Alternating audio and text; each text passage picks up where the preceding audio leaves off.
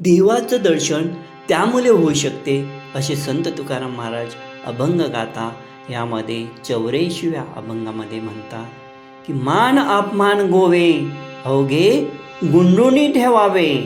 संत तुकाराम महाराज आपल्याला कशाचा त्याग करावा सांगतात की मान आणि अपमान, की ह्याच्यामध्ये आपण डुबून गेलो आहे, ह्याच्यामध्ये आपण बोललो आहे.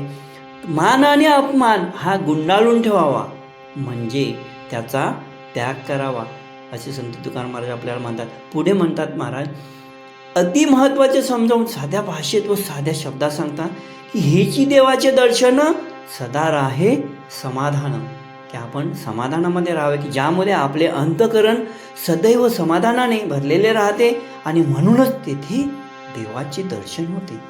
पुढे संत तुकाराम महाराज आपल्याला म्हणतात मनामध्ये शांती ठेवण्यास सांगतात की शांतीची वस्ती तेथे खुंटे कालगती. शांतीची वस्ती तेथे खुंटे कालगती, की अंतःकरणामध्ये शांती पसरली की कालचक्र आपोआप थांबून जाते. पुढे संत तुकाराम महाराज आपल्याला म्हणतात आलीवर मी साहे तुका म्हणे थोडे आहे.